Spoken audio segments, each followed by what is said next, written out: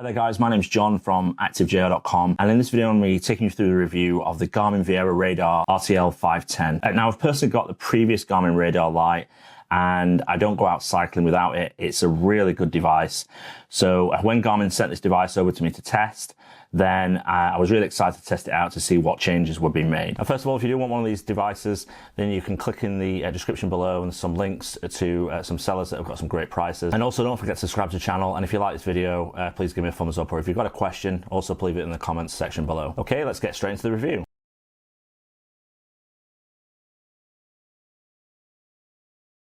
Starting with the unboxing, I'll go through this very quickly.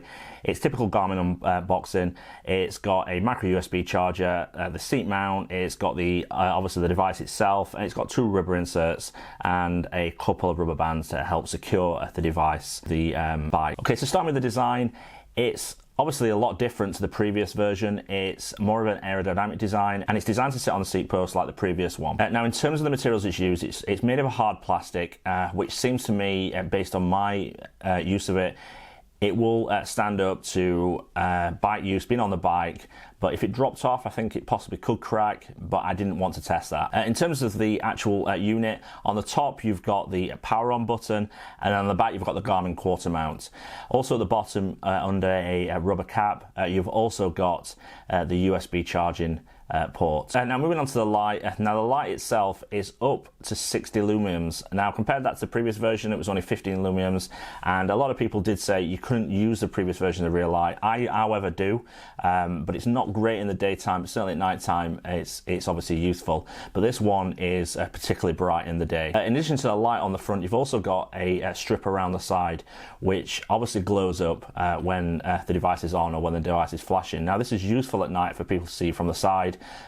So I found that a particularly good feature. Okay, moving on to installing the device. Now it's fairly simple to install the device. It works with a number of different Garmin products, mainly most of the recent Edge products, and the Fenix 5 Plus, the Fenix 5 and the Forerunner series. Now installing, you simply go to sensor and then set it up and just simply find the device. Once it's then installed to your Garmin device, you then mount it onto the bike. Mounting onto the bike is really simple. You get the quarter turn mount and put that on a seat post, I would recommend, and use a rubber band to secure it.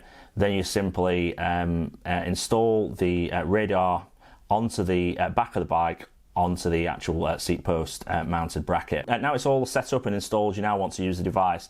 Just a couple of things to note here. Make sure that you always turn it on and it's paired with the device. It doesn't automatically pair sometimes. Sometimes it doesn't necessarily connect, so you need to go into sensor settings and then make that connection. Also when you're out riding, make sure this Wi-Fi type symbol is not flashing and it's a constant picture. If it's flashing, it means the radar unit is disconnected. Okay, so in terms of the light, before you set off, you have three options to choose from. You have the solid light, which is by default when you first turn on, and then by pressing the power button once, you get this slow pulsing light, and then by pressing the light again, you get this strobe effect light. Now I did test them all out, but I found using the solid light gave me the best performance, certainly through the day, but certainly worked at night. Okay, so how does this thing work? Well, when you're out riding, if a vehicle approaches you from the rear, it will beep on your device, and it will, on a Edge unit, it will turn red at either side, and there'll be a white dot that will appear and start to move as the vehicle moves towards you. One of the things that I really liked, when you've got it on the solid light on the bike, when the vehicle starts to approach and the radar light has detected it, the light will start flicking and strobing differently, and this is great to warn the oncoming vehicle behind you that there's a cyclist there, and it gives you more visibility. So I really like that feature, but I want to point out it was in the previous version, so with either version you get, you do get this feature. The radar light also works with multiple vehicles. So say for instance you're out riding and 2 or 3 cars are behind you, then more than one dot will appear and it will show their relative position to you. Now this is particularly if you're on country lanes or you're on windy bends, you want to see how many vehicles are behind you, especially when the headwind's in your face and you can't really hear.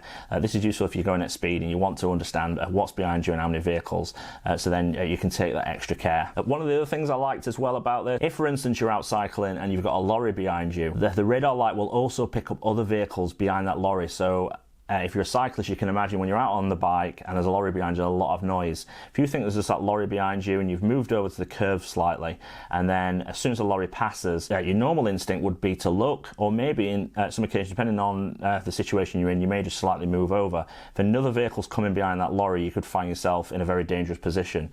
So the radar light, I found, when there's lorries behind you, it will also pick up other vehicles behind that lorry, so then at least you know that you've still got other vehicles to clear before you can take up your normal riding position. How useful is this radar light? I think it's particularly useful. Like I said at the beginning of the video, I go out all the time with my one that I own myself, and it's really useful. It's not particularly useful in the city, however. It will constantly be beeping, constantly showing vehicles, so it's still good for a light, but it's not particularly useful in the city. Where it is useful is out in country lanes or out in quiet locations. If you're out, say, and you've got your head down and you're really going for it, and then all of a sudden you get a beep, you know there's a vehicle behind you, and it picks up vehicles about 150 meters behind you, so that's really good to be able to get advance warning. Now, one of the other things as well, if a vehicle is approaching really fast, the screen will turn a dark red. Now, in terms of the battery life performance of the device, Garmin have said you'll get a 6 hours out of the solid, 6 hours out of the night flash, and 15 hours out of the day flash. And if I'm honest, I was getting close to them times. I wouldn't say I was going over them times, but I was getting pretty close. Now, one area to touch on with the Garmin device, when it's running low on battery, it will flash up saying that it's low, like with other Garmin connected accessories. However, it does that about 15-20 minutes before it's going to run out of power. So it doesn't tell you how long it's got left, it doesn't tell you how much battery it's got left, it just simply tells you that it's low on power. I found the radar light died. Now, what would have been good if Garmin could have done this is they could have turned the radar feature off and kept the light still in operation, especially if you're out cycling at night and you've only got this with you. If it does die, you've got no backlight. So if Garmin are watching this, look at trying to how you can implement turning the radar feature off but keeping the light still running for an extended period. Okay, so to sum up this review, I think it's a really good cycling safety product. Garmin have really thought about how they can help cycling safety with this. Now, it's not particularly different to the previous version. Okay, the light is brighter, but it's still useful, the previous version. So if you can get your hands on a previous version, you'll get a bargain on that. That being said, if you're still using this device, you will feel a little bit more confident on the bike. But I want to just point something out. It doesn't take away from common sense and also checking over your shoulder for other vehicles, because it's not 100% foolproof. And there was a couple of occasions where it did miss a vehicle, especially if it was a sharp corner and I was going round it and the car was coming particularly fast. It may not pick it up in time, and it may just pick it up at the last minute, so you still have to keep looking. Overall, I'm very impressed with this. I'd certainly recommend it to any cyclist that wants to improve their cycling safety. So if you are thinking about buying something that is going to improve your safety, then this is one of the things I would certainly go for after buying an helmet. So guys, thanks very much for watching this video. If you've liked it, please give me a thumbs up, and also subscribe to this channel. There's plenty of other videos coming out over the next couple of weeks. Thanks very much. I'll speak to you soon.